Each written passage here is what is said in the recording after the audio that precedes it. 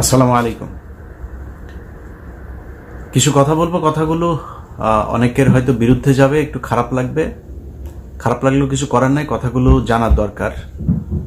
একটা বিরাট ঘটনা প্রবাহের মধ্য দিয়ে বাংলাদেশটা একটা জায়গায় এসছে, যে এই জায়গাটা আজ থেকে 3 মাস আগে কেউ কল্পনাও করতে পারেন নাই। ধরেই নেওয়া হয়েছিল যে শেখ হাসিনা যতদিন বেঁচে আছে ততদিন পর্যন্ত আর এই দেশে আর কোনো পরিবর্তন, এই স্বৈরাচারকে সরানোর, তারপরে কি হয় সেটা পরের, কিন্তু এর আগে কোনো কিছু ঘটার কোনো সম্ভাবনা আছে বলে কেউ মনে করেন নাই। আল্লাহ সর্বোত্তম পরিকল্পনাকারী, তিনি সেই পরিকল্পনা করে আমাদেরকে এই ফেরাউনের হাত থেকে, বিশাল এক শয়তানের হাত থেকে এই দেশের মানুষকে উদ্ধার করেছে। সেটা রক্ষা করার জন্য মিনিমাম যে প্রচেষ্টা, সেই প্রচেষ্টাটা আমি অন্তত দেখছি না। যদি গতকালকের আমি আমার ইউটিউব চ্যানেলে 2টা পার্ট দিয়েছি, দেশের ভেতরে বসা তারা এরকম ফেসবুকে গ্রুপ খুলে খুলে তারপরে এই ইয়ের বিরুদ্ধে কাজ করছে, সরকারের বিরুদ্ধে কাজ করছে। হিন্দুদেরকে এই উপরে, এই যে গতকালকে যেটা দিয়ে, সেখানেও দেখেন এই যে অভিজিৎ, বিশ্বজিৎ, মানে নামগুলো শুনলেই তো বুঝতে পারছেন যে তারা এগুলো লিড করছে এখন। কারণ এদেরকে তো কিছু বলা যায় না, হিন্দুদের কিছু বললেই তো সংখ্যালঘু হয়ে যায়। এরা এই সুযোগটা নিচ্ছে, বিভিন্ন এলাকায় মন্দিরের ভেতরে বসে আওয়ামী লীগের লোকজন মিটিং করছে।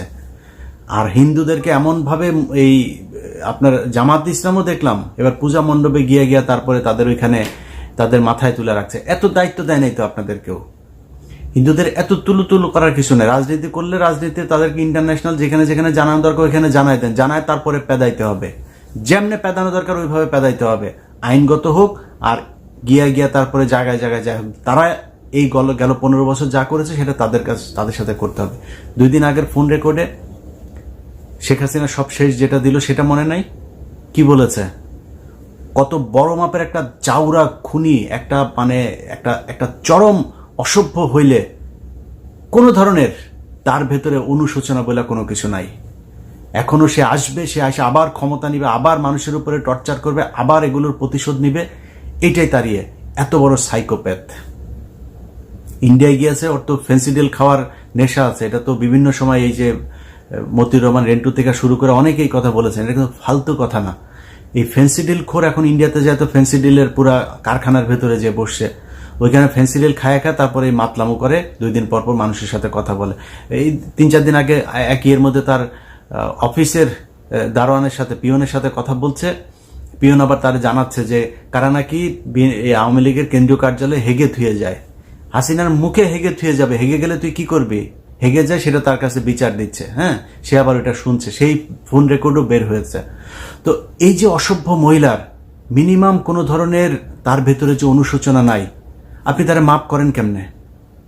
আপনি তার ব্যাপারে, তারা তো আগে থেকে বলি ভাই, কয়দিন আগে একটা কথা বলেছি, বলার পর অনেকেই বলেছেন যে ইলিয়াস ভাই এভাবে কথা বলো না, এভাবে বললে মানুষের ভেতরে ভয় তৈরি হবে। আপনার ঘরের এক কোনায় আগুন ধরেছে, এখন আরেক কোনায় লোক ঘুমাচ্ছে, আপনি তারা আগুনের কথা বললে ভয়ে ঘুম ভাঙা যাবে, এই জন্য আপনি বলবেন না, শুয়ে থাকবেন আগুন দেখে? বলতে হবে তো, না বললে কি করবেন? কোনো অ্যাকশন নাই তো। কথাগুলো বলতে হবে। কালকের আমার ইউটিউব চ্যানেলে যে আমি যে 2টা পার্ট দিয়েছি, এই 2টা যে যেখান থেকে আমাকে দেখ, এই 2টার ভেতরে কথা হচ্ছে কি, সব তাদের যত ক্ষোভ সব জামাত আর শিবিরের উপরে। আর নতুন করে আরেকটা হিজবুত তাহরির তারা বলছে। হিজবুত তাহরির তো আসলে হিজবুত তাহরির এইটার ব্যাপারে তারা যেভাবে মানুষের সামনে উত্থাপন করেছে সেটা পুরোটাই একটা ভ্রান্ত একটা ইয়ে। হ্যাঁ, ভালো ভালো মানুষকে ধরে নিয়ে তারপর হিজবুত তাহরির বানানো হচ্ছে, বানায় সেটার একটা ডেফিনেশন তারা তৈরি করেছে, সেটাই আন্তর্জাতিক বিভিন্ন জায়গায় দিয়ে রেখেছে। যাই হোক, এই তাদের সব ক্ষোভ মূলত জামাত শিবিরের উপরে। অতএব এই গার্ডটা জামাত শিবিরকে হইতে হবে। বিভিন্ন জায়গায় কষ্ট পান, কিছু করার নাই। এই যে একটা পরিস্থিতি থেকে বের হইল না কয়দিন আগে, এই মাত্র কয়দিন আগে দেখলেন না, হাজার হাজার কোটি টাকার মালিক, বিলিয়ন ডলারের মালিক জেলখানায় বসে আছে, দেখছেন না? রাতারাতি এখন পর্যন্ত মানে কোনো হদিস মিলছে না যে কোথায় আছে তারা। যাদেরকে এতদিন রাস্তার আশপাশ দিয়ে যাওয়ার সময় মানুষজন মানে দেখলে সালাম না দিলে ধরে তাদের এই চাল্লা চামুন্ডা যারা আছে তারা ধরে থাপড়াইতো, তারা এখন ওই বিএনপির একদম 3rd ক্লাস যেসব নেতা কর্মী আছে তাদের পায়ে ধরে তারপরে বসে একটু নিজেরে সামলানোর জন্য চেষ্টা করছে। তো এই যে এটা এটা আওয়ামী লীগের ক্ষেত্রে হলো না? হওয়ার পরে আসলে কি বিএনপির লোকজনের কোনো ধরনের মিনিমাম কোনো মানে শিক্ষা নিয়েছে কিনা? তারা কষ্ট পান, কিছু করার নাই, কিন্তু সত্য কথাটা বলি, চাঁদাবাজি হচ্ছে, ব্যাপক আকারে হচ্ছে চাঁদাবাজি, এবং প্রায় শতভাগ ঘটনার সাথে এই বিএনপির লোকজন দায়ী। তো আপনাকে মাথায় রাখতে হবে যে বাংলাদেশের মানুষ যে একটা অভ্যুত্থান করলো, কেন, কিসের জন্য করলো? আওয়ামী লীগের লোকজন যে এইভাবে চাঁদাবাজি করেছে, মানুষের উপরে টর্চার করেছে, নির্যাতন করেছে, এই জন্য আজকে আপনি ওই সেম কাজ করছেন। তো জনগণ কেন আপনার সাথে থাকবে? আর ভাই 5 বছর পরে এটার জন্য অন্তত যেই দল থেকে হোক, যেই সাধারণ মানুষের থেকে হোক, একটা প্রতিরোধ কমিটি তৈরি করা উচিত, যে বিএনপির যে যাবে চাঁদাবাজি করতে, সে আওয়ামী লীগের হোক না হোক, বিএনপির কারো নাম ভাঙায় হোক আর না হোক, যে যাবে তারা ধরে পিটাইতে হবে। এই কমিটি যদি গঠন না হয় তাহলে সামনে ভয়ঙ্কর অবস্থা বিরাজ করছে। আপনি আজকে মানুষ যখন কিনা বিএনপির দিক থেকে মুখ ফিরায় নেবে, তখন কি হবে? আলটিমেটলি বড় দল আরেকটা আওয়ামী লীগ আছে, তাদের দিকে আবার ওকে ঠিক আছে, ওরাই আসুক, দেখা যাক কি হয়। মানুষ তো আস্তে আস্তে ভুলে যাবে। তো দেখা যাক কি হয়, সময় কি হবে, আওয়ামী লীগ আবার আসবে। আসার পরে আওয়ামী লীগ যদি এবার আসে, তাহলে আপনি বুঝতে পারছেন যে দেশের অবস্থাটা কি হবে। ওদের যত ক্ষোভ, এই 5 তারিখের আগেও শেখ হাসিনার বক্তব্যগুলোর কথা মনে আছে আপনার? সব ক্ষোভ হচ্ছে জামাত এবং শিবির। সো এই সেফট গার্ডটা জামাত শিবিরকে হইতে হবে, সেই দায়িত্বটা আপনাদেরকে পালন করতে হবে। প্রয়োজনে প্রতিটা এলাকায় আলাদা আলাদা গ্রুপ তৈরি করেন, কমিটি তৈরি করেন, এলাকায় যত ধরনের চাঁদাবাজি আছে, এই চাঁদাবাজি এখানে যারা যারা আসবে তাদেরকে ধরে জনগণ নিয়ে তারপরে পেটাইতে হবে, সে যেই দলই করুক। বিএনপি যদি বলে বিএনপি করে না, সমস্যা নাই তো, ওরে পেটাইলে বিএনপি বলবে না তো। এবং আমি যতটুকু আমার যতটুকু জানাশোনা আছে, তারেক রহমান এরকম ঘটনা শোনার সাথে সাথে সে অ্যাকশন নিয়েছে। অতএব তারেক রহমান এটাকে সাপোর্ট করে না। সামনে যদি আপনি বিএনপির কোনো চাঁদাবাজকে ধরে যদি পেটান, তারেক রহমান সেটাকে সমর্থন করবে। সো আমি মনে করি যারা বিএনপির নাম ভাঙায় তারপরে এই চাঁদাবাজিগুলো করছে, সেই জায়গাগুলো ঠিক করা দরকার। হাজার হাজার কোটি কোটি টাকা যারা এই করেছে, ইনকাম করেছে, মিনিমাম, একদম মিনিমাম লেভেলের যদি নাকি একটা মানে শিক্ষাও যদি এটার থেকে নিত, তাহলে অন্তত চিন্তা করতো যে এত টাকা পয়সা কামায় কি করবো। আরে ভাই, দামি দামি গাড়ি ফেলায় চলে গিয়েছে, টাকার বস্তা এগুলো ঘরের মধ্যে ফেলে চলে গিয়েছে, রাখতে পারেন। এত টাকা করবেনটা কি, মানে লাভ কি? আমার এটা বুঝান। ধরেন আমার যদি নাকি এখন নিউ ইয়র্কে 3টা বাড়ি থাকে, খুব স্বাভাবিকভাবে কোশ্চেন উঠবে যে ওর এত বাড়ি কোত্থেকে আসলো। আমার বাড়ি নাই, আমি ভাড়া থাকি, আমি একদম পুরো, আমাকে যেভাবে কোশ্চেন করবে আমি সেভাবে তার সাথে আমার ব্যাপারে হিসাব দেব। তো আমার যদি নাকি সর্বোচ্চ হইতে পারে, তাহলে একটা বাড়ি হইতে পারে। সর্বোচ্চ যদি হইতে পারে, ব্যাংকে হয়তো 10 লাখ টাকা থাকতে পারে, মানে বাংলাদেশি টাকা $10,000 থাকতে পারে হয়তো। তো এর বেশি যখন আমার অ্যাকাউন্টে যখন 100-200 কোটি টাকা থাকবে, তখনই তো এটা অস্বাভাবিক, ওইটাই তো আমার জন্য অসম্মানজনক। সবাই বুঝবে যে ও চোর। এই যে এখন যারা চোর হিসাবে যাদের নাম আসছে, এই চোরেদের লজ্জা লাগে না? অতএব এটা থেকে একটু শিক্ষা নেওয়া দরকার। মানুষের টাকার দরকার আছে ভাই, কিন্তু এইভাবে না তো। আওয়ামী লীগ যেভাবে করেছে, আপনি যদি সেই একই কাজটাই করেন, তাহলে আপনার কাছে মানুষ আপনাকে কেন ভালোবাসবে, আপনাকে কেন সারা জীবন মানুষ ক্ষমতায় রাখবে? একটু শিক্ষা নেওয়া দরকার এই দেশের মানুষকে। আর এই যে ঘটনাগুলো ঘটছে না, এই ঘটনার পেছনে আমি মনে করি সব কিছুর জন্য সেনাবাহিনী দায়ী। সেনাবাহিনীর গোয়েন্দা সংস্থা আমি জানি না কি করেন, এর মাঝখানে অনেকগুলো গোয়েন্দা ব্যর্থতার ঘটনা ঘটেছে, এবং সামনে আপনারা ভালো করলেও এই দেশের ভালো, খারাপ করলে এই দেশের ক্ষতি হবে। আপনাদের হাতেই এই দেশটা। অতএব আপনি যিনি মেজর জেনারেল আছেন, যিনি কর্নেল আছেন, যিনি লেফটেন্যান্ট জেনারেল আছেন, ব্রিগেডিয়ার জেনারেল আছেন, আপনাদের কাছে অনুরোধ, এই দেশের মানুষ গেল 15 বছরে আপনাদেরকে দেখলে থুতু দিত। 4 তারিখের আগ পর্যন্ত আপনাদেরকে দেখলে ভুয়া ভুয়া বলে তারপরে মানুষ স্লোগান দিয়েছে। এটা আপনাদের কর্মের ফসল। সামনে এমন কোনো স্বপ্ন দেখেন না, এমন কোনো কাজ করেন না যেটার কারণে আবার ফের সেনাবাহিনীর গায়ে মানুষ থুতু দেয়। একটা সুযোগ পেয়েছেন, আপনাদেরকে কিন্তু মানুষ ক্ষমা করে দিয়েছে, এবং ওয়াকার এ পর্যন্ত যা যা করেছে তার জন্য মানুষ তার উপরে যে খুব ক্ষিপ্ত তা না। সে তাকে শেখ হাসিনা সেনাপ্রধান বানিয়েছে, এটা তাকে আওয়ামী লীগ মনে করার জন্য অনেক বড় কারণ। কিন্তু তারপরও যে ঘটনাগুলো ঘটেছে তার প্রতি মানুষ খুব বেশি ক্ষিপ্ত না। তো আপনাদের কাছে অনুরোধ, আপনি মানুষ হবেন নাকি আওয়ামী লীগ হবেন, সেটা আপনি নিজে সিদ্ধান্ত নেন। যা যা ঘটছে এগুলো শক্ত হাতে দমন করার জন্য আপনাদেরকে কাজ করতে হবে। এই যে শেখ হাসিনা সহ আওয়ামী লীগ যারা এখনো পর্যন্ত করছে, আমি মনে করি তাদেরকে খুব দ্রুত নিষিদ্ধ করা হোক। শুধু ছাত্রলীগ না, আমি এটাকে খুবই পার্শিয়াল একটা জিনিস মনে করেছি যে একটা সংগঠন, তাদের সহযোগী সংগঠন হচ্ছে ছাত্রলীগ, সেটাকে আপনি নিষিদ্ধ করলেন, অথচ মেন সংগঠন যুবলীগ তো আরো সন্ত্রাসী, আওয়ামী লীগ সবই তো সন্ত্রাসী।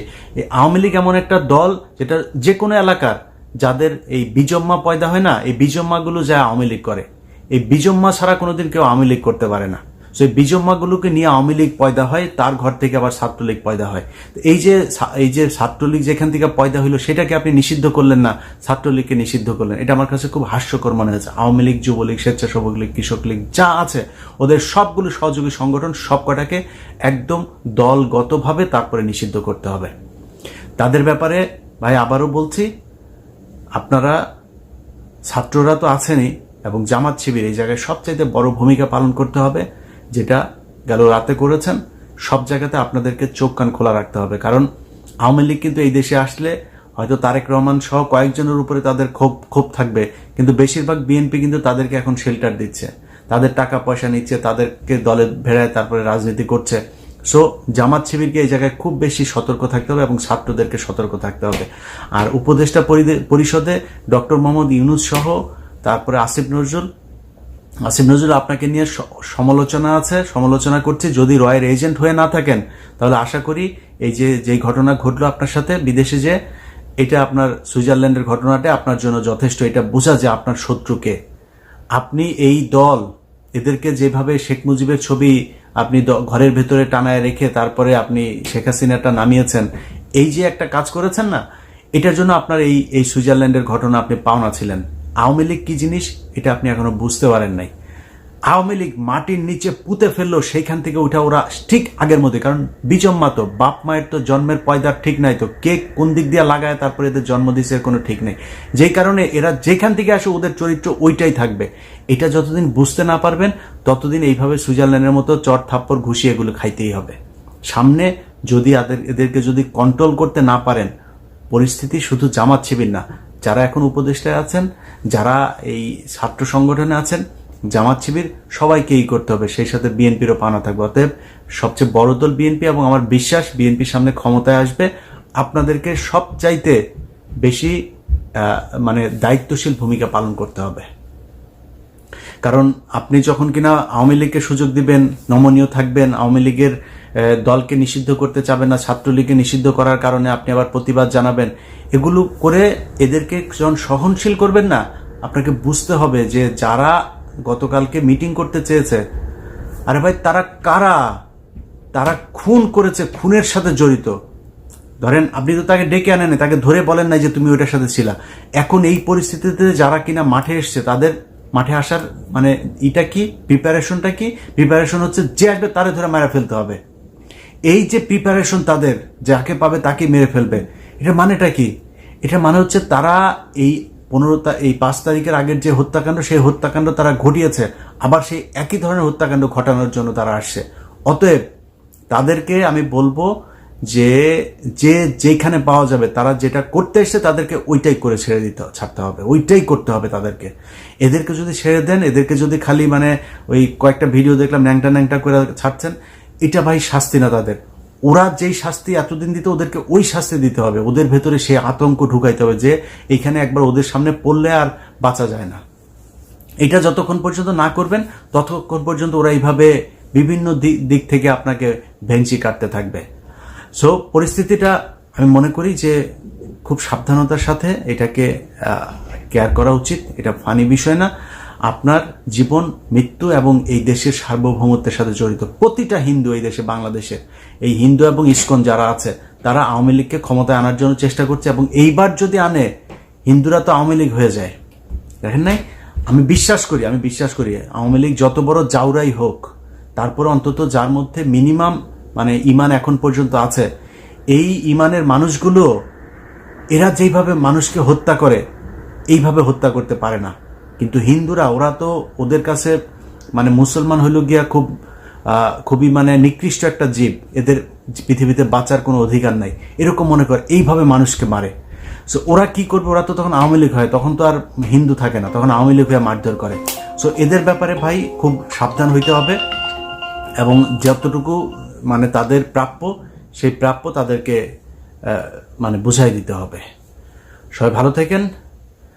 আর্মি, সেনাবাহিনী, জামাত ইসলাম, বিএনপি, ছাত্র, সাধারণ মানুষ, সবাইকে দেশের একদম মানে